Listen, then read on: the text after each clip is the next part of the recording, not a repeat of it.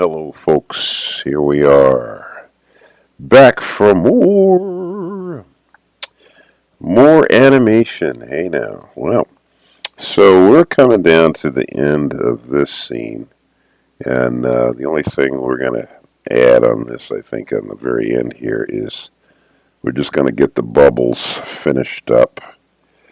I think we have a lot of frames here. Let's see. Um, let's see. Yeah, she's going off into the distance there, so that last part is just her.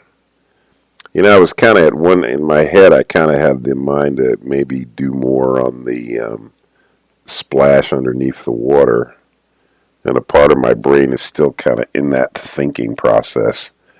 So I don't know. Anyway, so we'll stop. Let's see. So she's going like that with the bubbles. Okay. Got him there. And then she's starting to go away here. Oh. Well, maybe you know what? Maybe I was just, tracing it off there. So maybe, yeah, okay. Well, let's see. If I go to, I should make more of that, maybe. Let's see. What if, well, here's a thought. Take the brush, go with airbrush, go with white. Let's make this a little bigger, and let's say, whoops, I want it white. Why are you not giving me white? Go back to there. Okay. We're in front. That's right. We want white. Okay. We made the brush bigger, right? So, yeah, there we go. I think I'm going to make it really big. The reason why is because what I had in my mind initially when I wanted to do this was I did want to kind of make this kind of a big deal, the water doing this separation thing. So she hits, whoops, and then as it dissipates,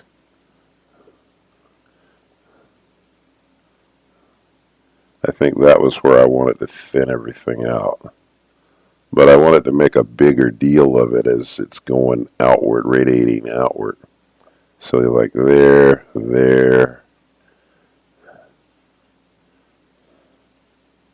By the time you get to this, it's dissipated quite a bit. So it's that impact thing. So there.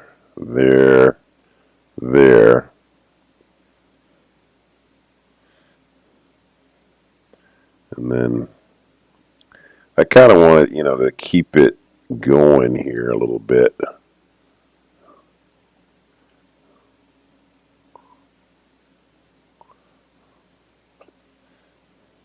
Yeah.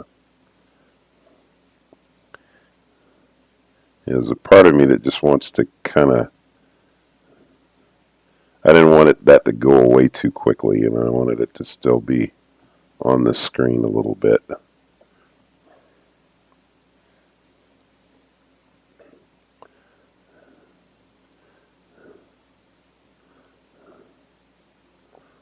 Yeah. So let's see. If I'm going from here, let's see if I play it from there. Yeah, see, there's a little bit more going on with that. Yeah.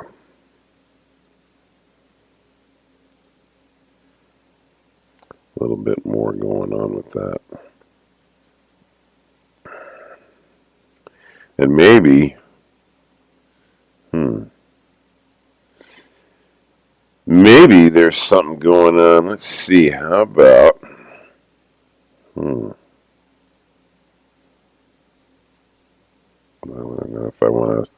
was kind of sort of halfway thinking about putting some kind of highlight on her. Yeah, I could always kind of come back to that, actually, because I was kind of thinking like as she's coming towards camera. So maybe I'm indicating that something else is going to happen there after she comes down. I would say that in the next scene, whatever the next scene is going to be, that I would probably, maybe I'm indicating that something's going to happen after she dives in the water. Maybe there's even an issue of what she's approaching as she's coming through the water there. That's possible. Yeah. Boom. Yeah. And I could also put some highlights on the bubbles too. Let's see, maybe we could do a little bit of that. Let's see. So if we were to take this as she's coming closer to camera here.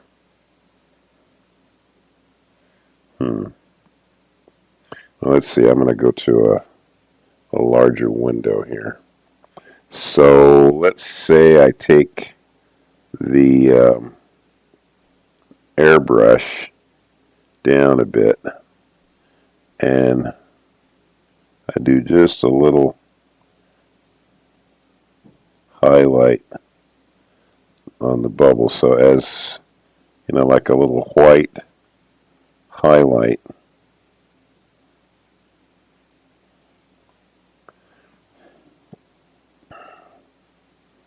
Yeah, just a little kicker on the bubbles to amplify them just a little more.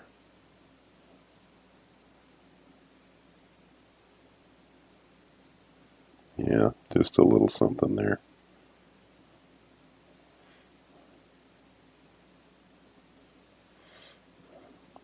Because that makes them pop just a little bit. Of course, you got to do it for every frame now. That's the only downside to that. Yeah. Every frame. Oh. Well, there you have it, my son. Yeah, there's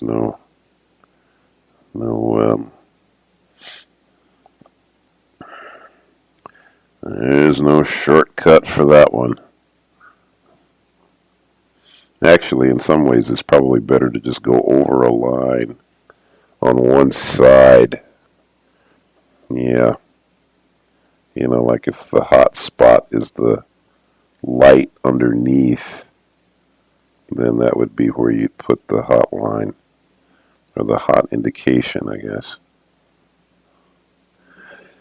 This is really happening on only one side of the artwork.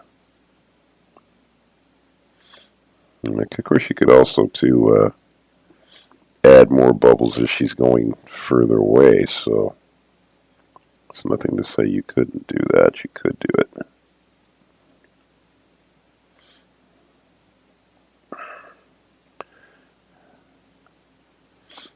Was just watching something on YouTube just to share. Watch out at conventions for AI art scammers. Apparently, there are some people who are not artists. They're actually creating art with AI and selling it as though it were real. There's a fellow, I was just listening to his video. He was talking about some people who I guess they discovered at Dragon Con who were scammers. They were not even artists, and they were scamming people out of a lot of money. A lot of folks want to support artists, local artists, but they'll go to a convention and it'll turn out that there are people there who are scamming people, pretending like they're artists, when in actuality what they're doing is they're using AI-generated art. And I think maybe some of the conventions need to start making it a requirement that that the exhibitors not use, or that they report the fact that they are they're creating AI generated art, so that you're not people aren't getting scammed. So I wasn't aware of this. I just found this out today, just looking at these videos, and I was just thinking how terrible that is for people to be scammed out of their hard-earned money, and even more importantly, artists not getting good positions in these convention halls because these scammers are, taking advantage of people. But it's that's just like folks, isn't it? They don't care. It's sad that you have these types of people who do this kind of stuff, but I guess it's not that surprising. You always have thieves. The Bible even talks about it. Thieves break through and steal. They're dishonest. You got a lot of dishonest people. It is a shame. It's a shame that it is a problem, but it's real. So, guess we have to be ready. Let's see.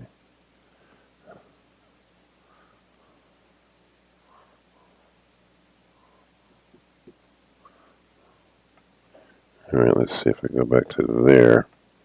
Play it from there. Yeah, there's a little bit more juice on that scene in the terms of an effect. Yeah. Yeah, that feels a little nicer. Yeah, I like that. Let's see, let me make this smaller so you guys can see it better. Let's see. Um,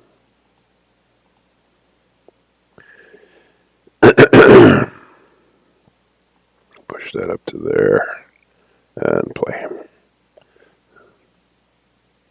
Yeah, just a little bit more going on the water effects there. Yeah, that's good.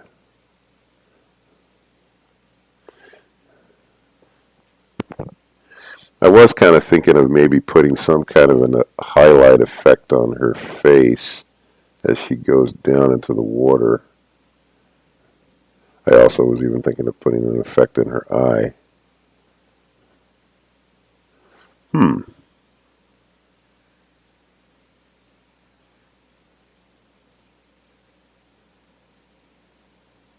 Let's see, if I did do an effect in her eye, what kind of an effect would I do? Well, let's see, I don't know if I want to do, well, let's see.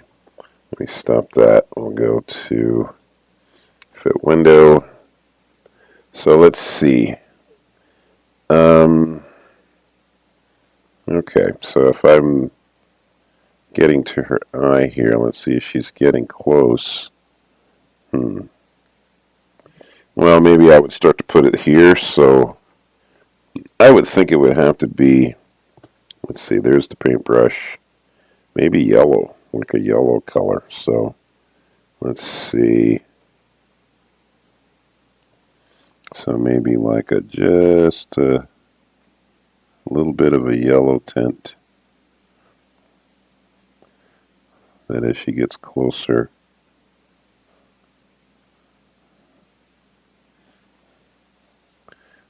That could be kind of nice. Yeah. Just on one side. Oh, and I can do a little bit on her lips too. Oh, yeah, that would be nice. Just a slight little effect.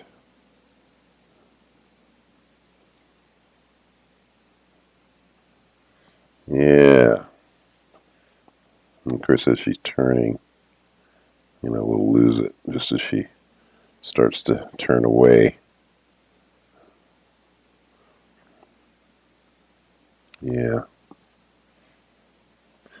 And, I could even do a little bit on the skin color too, making that, say, slightly a lighter effect on the skin. So, like, yeah, here we're going to probably lose it if she turns her head. Yeah, we're not going to see it anymore there. So let's see. Uh, I say on the lips. Hmm. Well, I could go for a slightly light color on the lips here. That's like a flesh color, maybe like that. Just a little highlight. Keep it real innocent, real. Yeah, just sometimes just a little something is enough to kick it. I find that, especially with effects, shiny effects and stuff, a lot of times you don't necessarily need a lot. See, I'm kind of covered up. My image is covering up what I'm doing here, but I need the bigger image. Let's see as she gets to the side. We'll lose it if she's turning away. Well, maybe here. We'll keep it in this one. Yeah.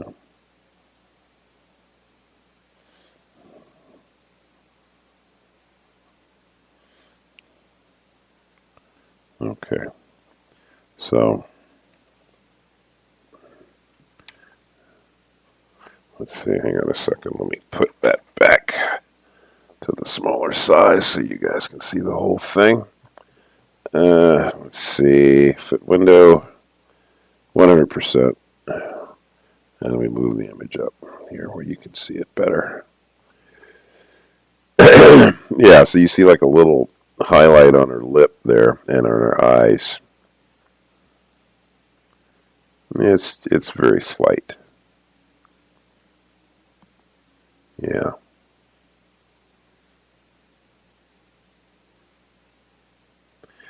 See, I also, I mean, I mentioned about maybe putting an effect on her skin and on her clothes, a light effect, but I don't want to overdo it. I mean, if there's something really bright underwater that she's coming up to, maybe if I create another scene where she's coming up to some sort of illuminated thing underwater, that would make sense. Yeah. Okay. Well, I think I'll stop here. Um, yeah.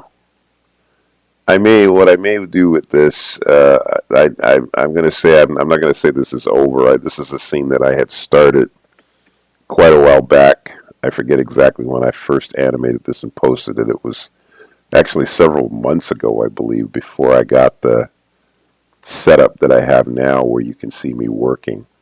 I just did the animation, and I think all I had was just her running, jumping, and diving. And, the last scene was that one. Since that time, of course, I've added this scene where she's underwater. Um, so in my brain, I guess I'm thinking that eventually I may come back to this scene and add some more to it. So I may do that. And I kind of wanted, I think I will, because one of the things that I wanted to share with you all was if you're working in Rough Animator and you're making a film and you do have a pretty good idea what it is you want to make, you could just make it scene to scene as you come to it, so that in Rough Animator your entire project is in it. I don't know if Rough Animator can handle something, say, that might be, I don't know, I'm guessing it could handle something that's long. You might be able to do something that's 5 minutes or longer, maybe. And the reason why I know that is because I was talking with a friend of mine who once showed me how to dump a film, a cartoon. He dumped a Mickey cartoon into Rough Animator, which I think was about 10-minute cartoon, if I don't miss my guess. And it was able to handle the entire thing. And he showed me that why he did that was so that we could look at the film frame by frame, which was at that time I didn't know you could do that, but he did. So if it can handle a film that's 10 minutes long, then it can handle your film that you're making that's 10 minutes long. So I like working sometimes in the most simplistic way where things flow very easily and you don't have to do so much fiddling, if you know what you want to do. In animation, because it is a pre-edited method of filmmaking, obviously the more you know about what you're going to do, the easier it becomes. And even if you were planning your film and you only just had poses for each scene as you came to it and not necessarily completely animated it, you still, if you know how to work in Rough Animator, you could still build on stuff. You still have some flexibility. The only thing that you wouldn't have flexibility on within Rough Animator if you were working straight along is editing. In other words, if you say decided you wanted to move a scene to somewhere else, that would be a problem because you will be constructing the entire thing in the program. And that would be one of the reasons why you'd want to animate the scenes independently, save them independently, and use an editing program so that you have the flexibility of adding sound the way you want and all of that. This method, wouldn't allow for that. You would pretty much be taking your chances about how you put everything together. You would be pretty much trusting your instincts. And there's times when you doing that is fine. You know, I'm doing that here, really. So that's why I bring you on this journey, because for those who are interested in trying something like this as a filmmaking way of working, I wanted to encourage you that, yeah, why not try it? It's got to have its pitfalls, obviously, but at the same time, it also might be kind of a fun way to work. All right, good people. So I will see you guys tomorrow. I think I will be going back to the other project that I had stopped on before because my computer was giving me trouble. Right, issues, technical difficulties. So anyway, I think I will be going back to that starting back tomorrow. So I'll see you tomorrow. Have a beautiful day or evening or whatever is left of the day. And don't forget, Jesus is Lord.